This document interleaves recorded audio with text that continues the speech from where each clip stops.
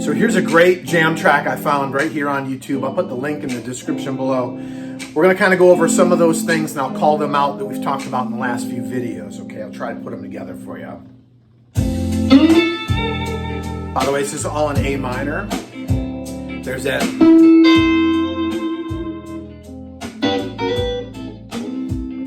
From the last video.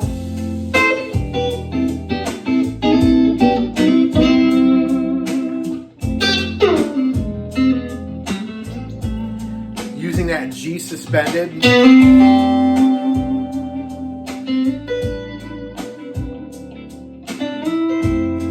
Again, so right now I'm in C major triad.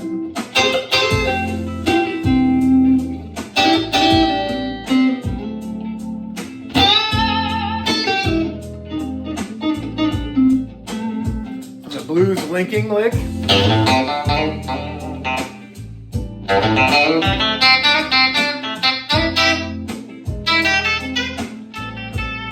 We all make mistakes.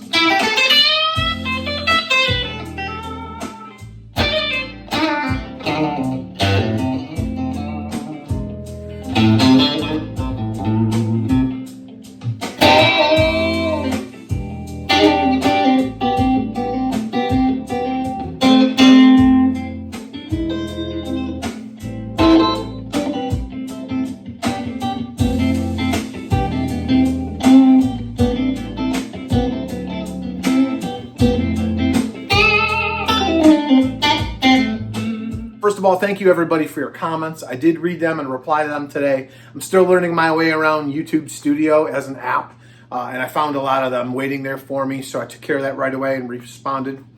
So I do kind of want to help you put some of this stuff together today. Here's, you know, a lot of people will say, they ask questions that have been around for years, and you're right for having those questions. And I also think in that sense that there's also no wrong answer. But maybe that's conjecture, but here's the best way to look at it. A lot of this really is building up a vocabulary. For as cliche as that sounds, it's 100% true. Now, and I'm just going to kind of show my hand here. So I took 6 years of French, 6 years, 2 years in grade school and 4 years in high school. Can't make a sentence to save my life. And I mean that. Literally can't make a sentence to save my life. And partially so because of the 2 teachers I had throughout the course of that time. Not a single time did they ever break us out into 2-person groups and force us to literally speak French to one another. And I really think, and again, that would have been, I mean, it's a missed opportunity, but I never had the chance to have a full tilt conversation with somebody. And let me tell you where this kind of makes sense. So if I seem like I'm making a right turn on you here, let me just kind of bring it back to center. I can't read music.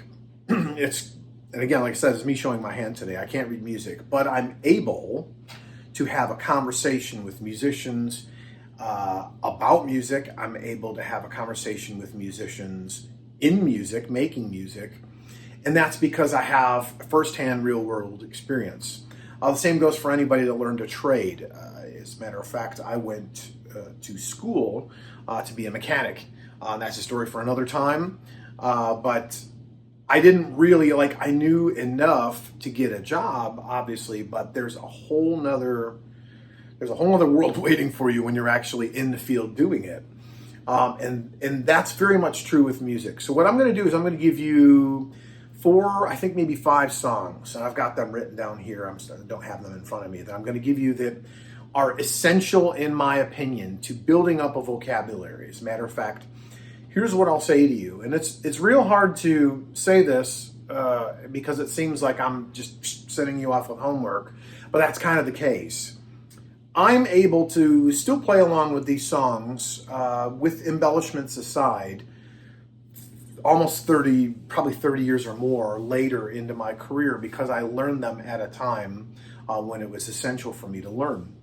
Now that said, the way to learn these songs, especially the guitar licks, so the intros, the leads, and everything like that, is to learn them enough to where you've memorized them like lyrics. And I know that that's been said in a number of videos before, but I've discussed this with a number of my guitar player friends, and that's kind of the difference between being able to retain something so that you are building up a vocabulary. And to me, again, that's not necessarily just having that conversation with somebody in French class or anything like that. It's having the ability to have all the words so that you can have a conversation.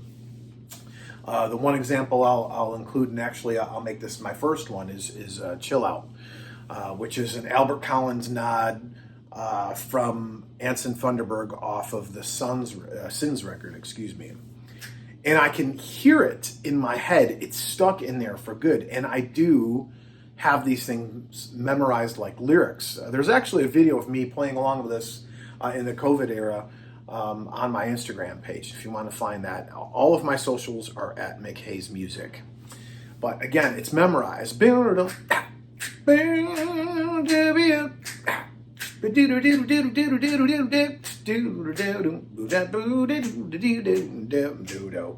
all right here. I memorized that. And then I'm able to extract certain words and recall them. And again, think of it as language. It really is. And again, it's a cop-out. I agree. It's the last thing you probably want to hear me say, but it's the truth. If I'm able to form words and form sentences in another language based off of words I learned in a book, and I'm able to, conjugate them and all the other stuff that goes along with that, that's kind of still the case. So you can get frustrated thinking to yourself, and I've read a couple of your comments where it's like, I know these licks, but where do I put them? Sometimes the place to put them is it's no different than conversation. You have to wait for an opening. You have to land or start on the right downbeat. And you have to land on a specific downbeat, especially if there's a vocal coming back in, if we're referring to fills. And a lot of that's very important.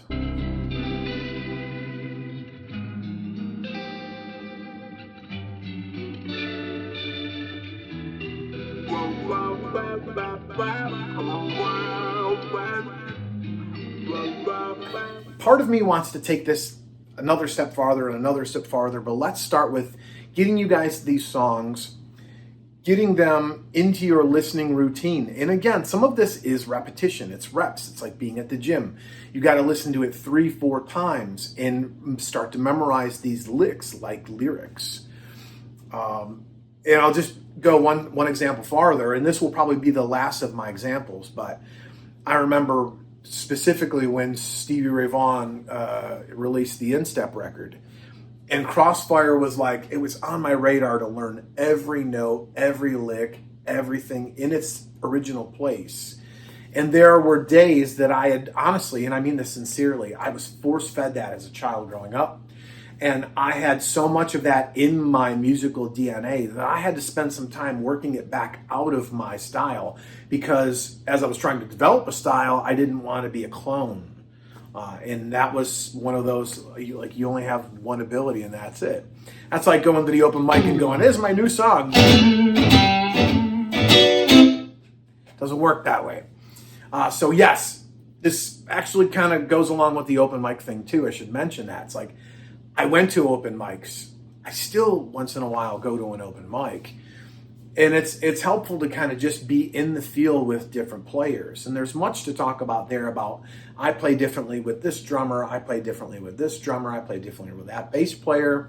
A lot of that is, there's a lot of give and take there, but it's having the ability to adjust.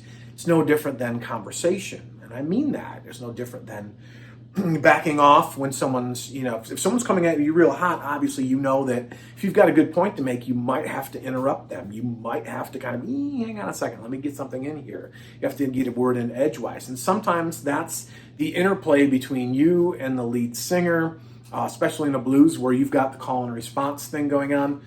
But if you're the lead singer like I am, sometimes you're in control of that, much like B.B. King, where it's like B.B. King didn't fret any chords, especially at the end of his, towards the end of his career, middle to end of his career, where, he sang and took the fills, and that was the band's job to hold down the fort. So let that be kind of a start on getting some of this together. And again, I'm going to be hanging out in the comments. I'm here for whatever it is. If you guys want me to break down song by song, I can. I know that there's ways, I've heard that there's ways of getting strikes on your account, and I don't want to do that for sharing somebody else's copyrighted material. As a matter of fact, I got a flag on yesterday's video because I shared my own copyrighted material, which is silly. I'm supposed to be on a list for that, but what have you. So I hope that some of this helps. And again, this is going to be a long-standing thing, so if you haven't subscribed, I'm going to be that guy. I'm going to ask you to subscribe because we're going to go over these songs maybe one at a time, just kind of break down some of these licks and show you where I'm still using them today and where you can use them in everyday playing. Thanks for tuning in. We'll see you next time.